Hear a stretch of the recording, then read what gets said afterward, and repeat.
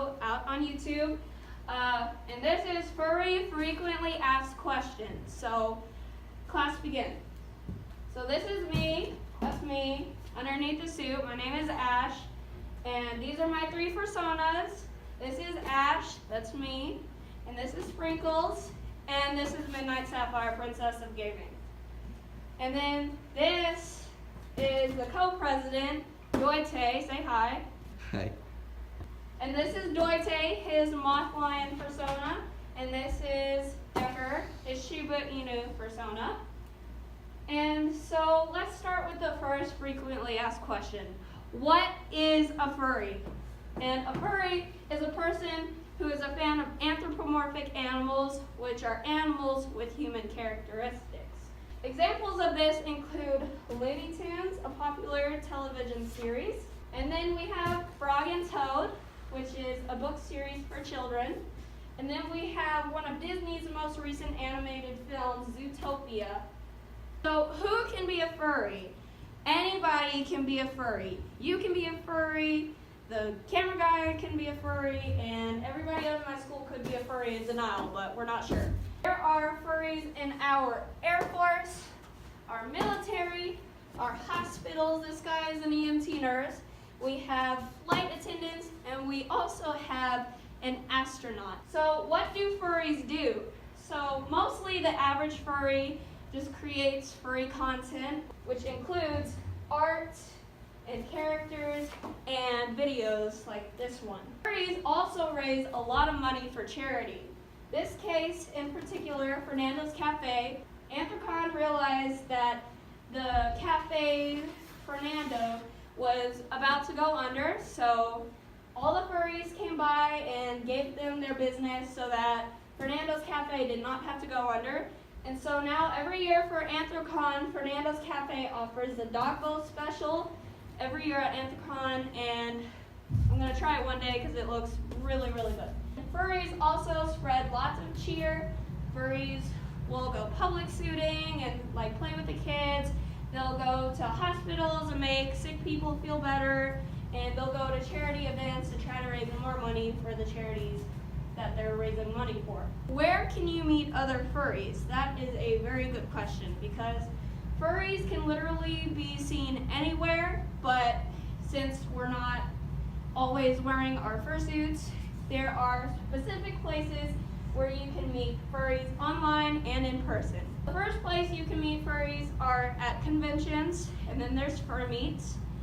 The conventions I have in my local area, since I live in Texas, include Texas Furry Fiesta and Alamo City Furry Invasion. There's also a mini con called Texas Furry Siesta, which happens over the summer. I have a video on that, check it out.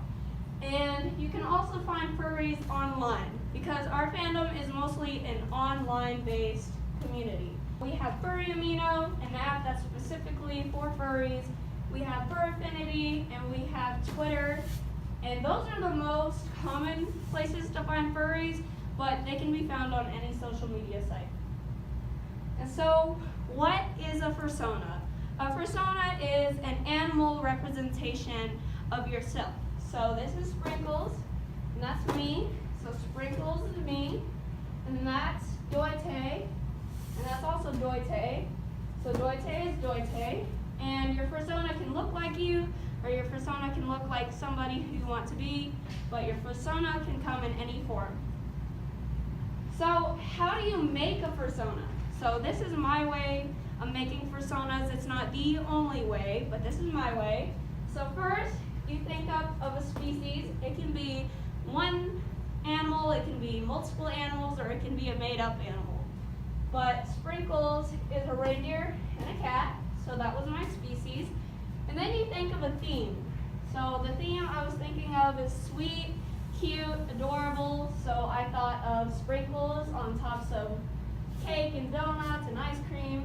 And then you pick out colors for your fursona so that you can color them in and make sure that they have colorful markings.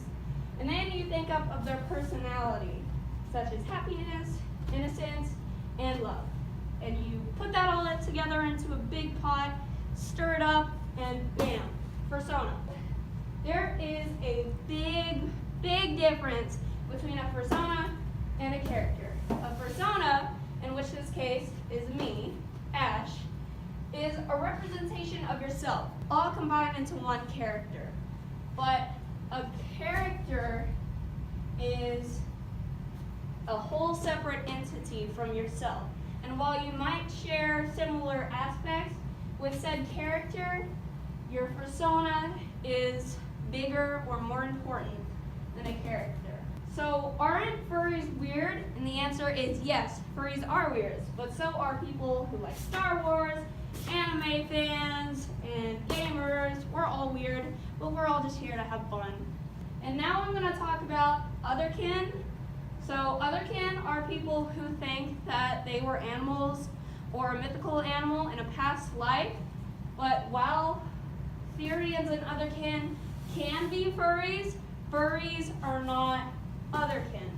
And what that means is that some people who believe that they were animals in a past life, they could like anthropomorphic animals, but people in the furry fandom usually understand that they are not animals. We understand that we are people in animal costumes and we're comfortable with being people, but that doesn't mean that we believe we are animals, because we're not.